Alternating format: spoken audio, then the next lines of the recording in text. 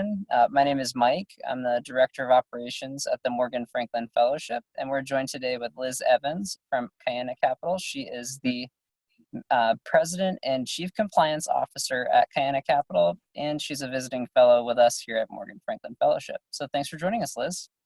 Thanks, Mike. Thanks for having me, as always. It's certainly been a wild ride as we start out the week. I just think about the Cure's Bloody Sunday and having it be consistent with today, the trend from last week. And yeah, the markets are evidence of the volatility and the lack of confidence. Yeah, it seems like it's been quite the crazy day. Can you maybe give us a little bit more information from your perspective as to what's going on? Because we have the coronavirus, and then we have the change in kind of the OPEC and the pricing that they have going on, as well as it seems like some other things such as just like general fear that's driving the market. So what are your thoughts on it? What are you seeing? That's right. Yeah. So last week we were really challenged with the containment of coronavirus, which still stands as a challenge in terms of the U.S. and the spread and containment and testing and facilities and infrastructure, which really drove the markets down into the red last week based on the lack of clarity, the lack of understanding, and what opportunities and what we have in place to really drive any type of resolution in sight. And over the weekend, we had a deal that fell apart through OPEC between Russia and Saudi Arabia. So you throw that into the mix where Saudi Arabia and Russia had essentially broken apart in terms of exports of oil, and then we saw a flood from Saudi Arabia driving oil into the market. And one thing to reference is China's position in this, where China is the largest importer of oil from Saudi Arabia and from Russia particularly. And so we saw the price plummet 30% overnight.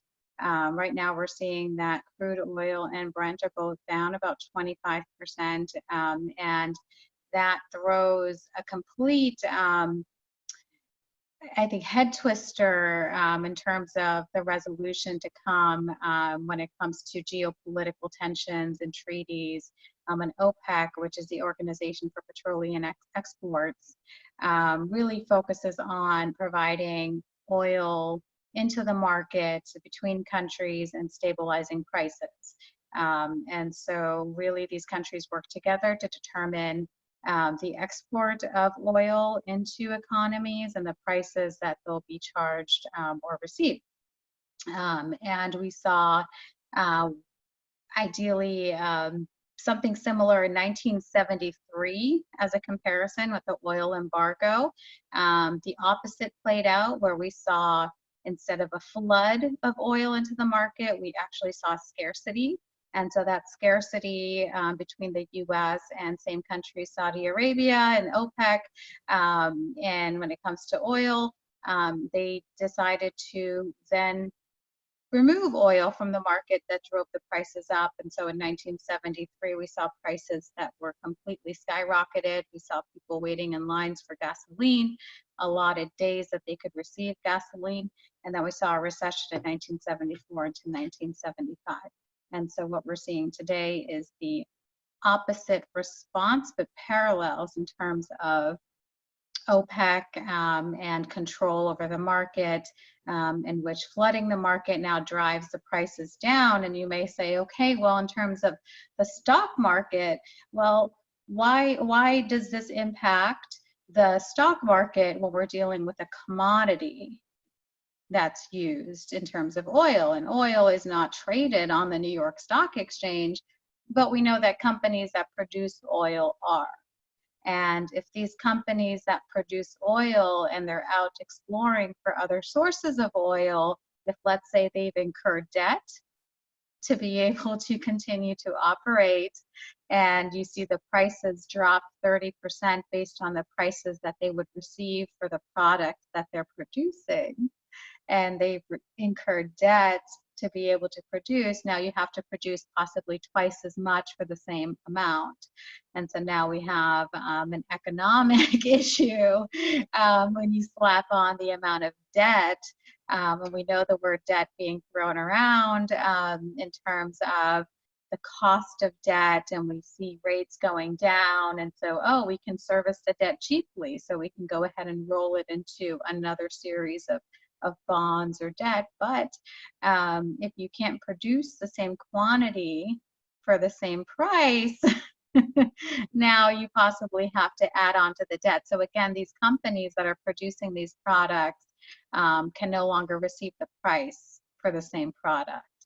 And so that's then driving the markets into a tailspin, because these are the same companies that are producing the product and that are also being impacted by the commodities prices that are dropping. Got it. There's a lot there. Now, how is it that fear is playing into this at this point? Because we saw a lot of activity last week. We saw a lot of activity today, the market being halted multiple times. So how is fear playing into this?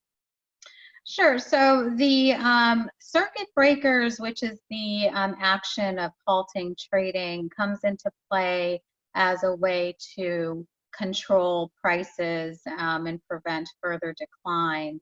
And so the pause is generally used in a way to reassess the situation to determine what actions need to be taken. So on a market participant perspective, this was one of the first times that the whole market has been halted. We see stocks and companies that halt all the time if they're sinking.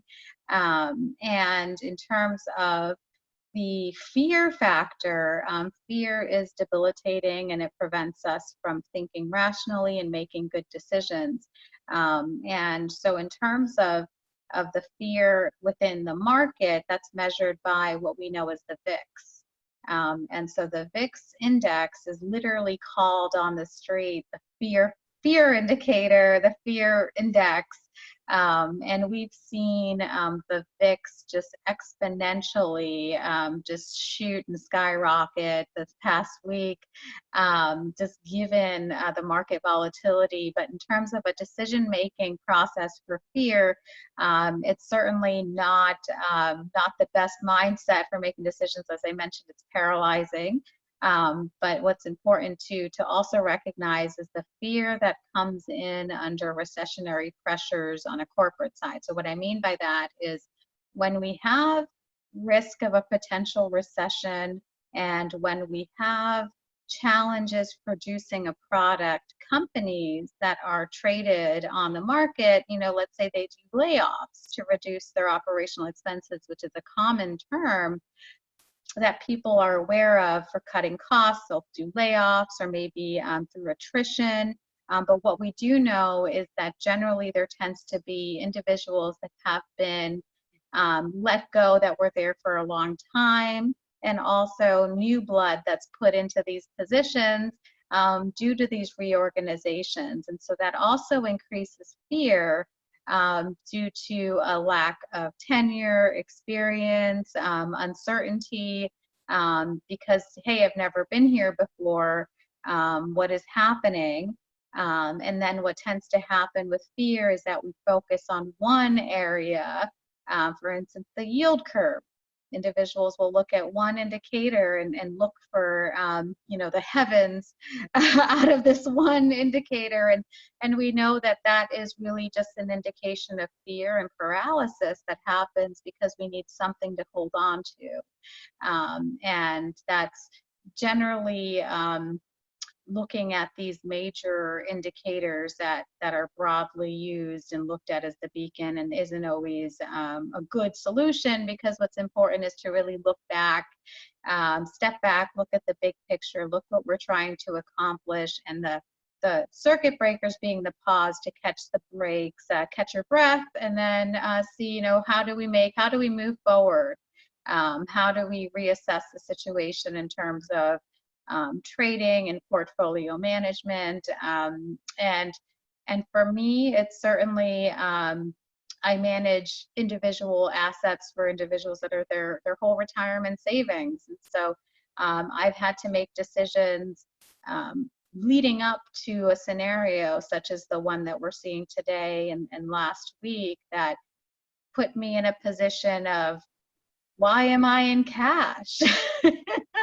Why am I not capitalizing on these runs? And, explaining that, that really not knowing, not being able to make a decision and hitting pause is sometimes the best thing to do. And that same premise is felt when it comes to the circuit breakers, to identify the fear in the market and hit the brakes for the market to be able to hit pause, take a breath, and reassess.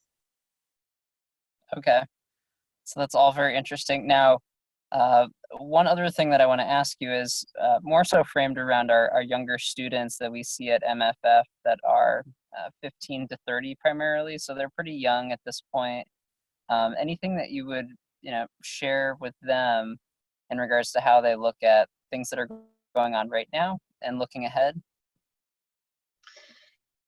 Yeah, certainly I think it'd be important to recognize really the need for money in their lives. So what do you need money for as a 15-year-old or even 15 to 30-year-old to survive and to live a happy and comfortable and healthy and safe lifestyle? So does that mean that you are purchasing hand sanitizer and keeping it in your backpack because you're feeling that that helps you feel better and healthier and stronger? Is it that you have particular pens that help you be more confident in your writing? But certainly using the mindset of, what am I spending my money on? Where is my money going? And if it's money that you're receiving from your parents, it's also critical to consider, well, are they spending their money in the best way? And alternatives. And having the conversation really become very almost philosophical and thought-provoking about the use of money in our households, to be able to then step back and look around how money's being spent in our community, and then step back and then in society, and then from there globally. So I think just starting to think about how money is used, and I think that tends to allow for the identification for how money is utilized in our homes tied to Wall Street. Because we think about the products that are in our home, whether it be Clorox, whether it be Tide, whether it be, Dove soap. These are all products that are produced by companies that are traded on Wall Street as individual companies. And so we may like one brand over the other, and I think it's cool to find out why. Why do we like it? Do we like it because this is just what all my friends and family have when I go there, so I started buying it? Am I supporting a company by buying this product that I don't really like? Or do I feel good about it? And I think that those are the ways that we can really start thinking about how money moves in the bigger picture of what we can control, when we look at how we spend it directly out of our hands and families. Got it. Thank you for that. And as just like a concluding one, yeah, as you kind of alluded to earlier, there's people that are experiencing kind of this big shift as kind of like a first time for them. Whereas for me, I think of like 06, 07, 08, when I was in college, seeing things change in a big way, and it works in a cycle. Anything that you'd like to touch on about that for people that are seeing this for their first time and may not realize that this does happen? Yeah, I think it's important to ask questions and to look for information based on what it is that caught our attention. So if it caught our attention that the market dropped 2,000 points, why did it catch our attention? Was it based on a class setting? Was it maybe a retirement account that declined X amount in one day and that wiped out all of the money that was possibly made in the past year? Or is it maybe the political climate and trying to determine, who makes these decisions and what happens next. I think it's important to educate ourselves and each other. And that's really where, I can speak about this all day. I think the benefits of Morgan Franklin the financial literacy program and the one that we're building for fundamentals of investing is really just providing a resource to locate information that you trust, and that comes in several sources. So that's something that is also important to mention is really double checking sources across multiple types of data points to really be able to either keep asking questions or feel good about the responses that we have. But certainly being in the middle of a tornado, you never see it coming. Awesome. Well, thank you so much for all of the great information. I'm sure that our students will love to check this out and take a lot away from it. So again, we have Liz Evans joining us from Cayena Capital. She is the President and Chief Compliance Officer there, and she's also a visiting fellow with us here at the Morgan Franklin Fellowship. Thanks again, Liz. I hope you have a great rest of the day. Thank you for having me. Talk to you soon, Mike.